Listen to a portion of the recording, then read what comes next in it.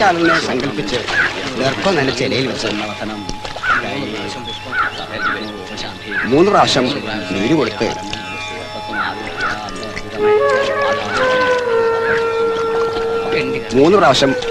കൊടുത്ത് നീര് പിണ്ടത്തിൽ ആരാധിച്ച്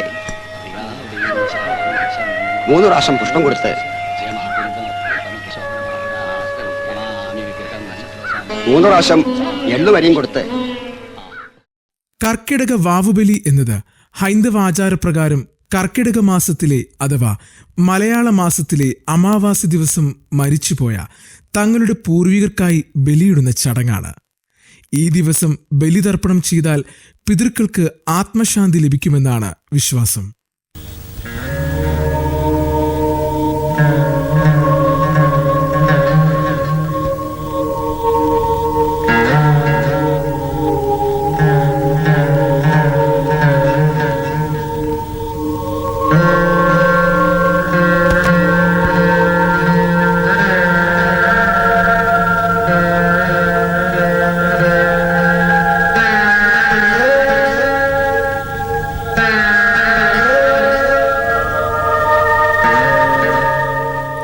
ദക്ഷിണായനത്തിലെ ആദ്യത്തെ അമാവാസിയാണ് കർക്കിടകത്തിലേത്.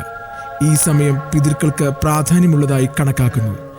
ഇന്നേ ദിവസം ബലിയിടുന്നതിലൂടെ പിതൃക്കൾക്ക് മോക്ഷം ലഭിക്കുമെന്നും ഐശ്വര്യമുണ്ടാകുമെന്നും വിശ്വസിക്കുന്നു. പ്രധാനമായും മഹാവിഷ്ണു, മഹാദേവൻ എന്നിവർ മുഖ്യപ്രതിഷ്ഠകളായ ക്ഷേത്രങ്ങളിലാണ് ഈ ചടങ്ങ് നടത്തുന്നത്. ബലിയിടുന്നതിന് തലേന്ന് ഒരിക്കൽ വ്രതമനുഷ്ഠിക്കണം. വൈകിട്ട് അരിയാഹാരം പാടില്ല. പിറ്റേന്ന് പുലർച്ചെ മുഹൂർത്തം തെറ്റാതെ ബലികർമ്മങ്ങൾ പൂർത്തിയാക്കണം. എള്ള്, പുഷ്പം, ചോറ്, ഉണക്കലരി തുടങ്ങിയവയും നിരവധി പൂജാദ്രവ്യങ്ങളും ഉപയോഗിച്ചാണ് ബലിതർപ്പണം നടത്തുന്നത്. പിതൃക്കളുടെ പ്രതീകമായി സങ്കല്പിക്കുന്ന കാക്കകൾക്ക് ഭക്ഷണം നൽകുന്നതും ഈ ചടങ്ങിൽ ഉൾപ്പെടുന്നു.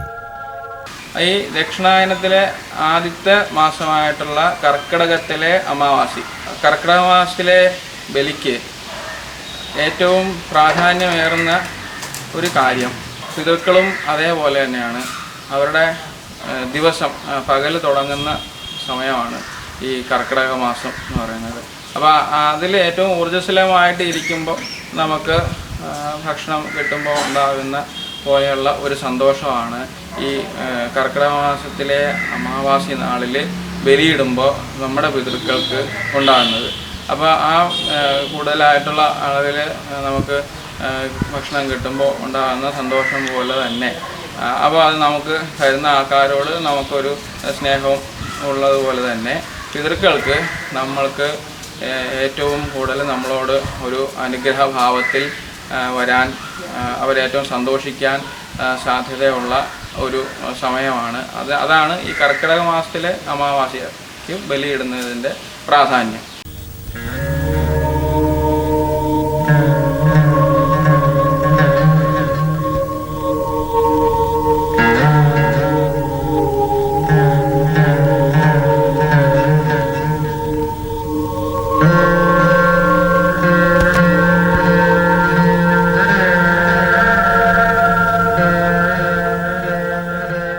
നമ്മെ നാമാക്കിയ പിതൃക്കളുടെ മോക്ഷപ്രാപ്തിക്കും പുണ്യത്തിനും വേണ്ടി ഗുരുക്കന്മാരുടെയും ജഗദീശ്വരന്റെയും അനുഗ്രഹത്തോടെ അനുഷ്ഠിക്കുന്ന കർക്കിടകത്തിലെ ബലിതർപ്പണവും സായുജ്യ പൂജയും ചെയ്യുന്നതിലൂടെ ആത്മാക്കൾക്ക് മോക്ഷശാന്തി ലഭിക്കുന്നു.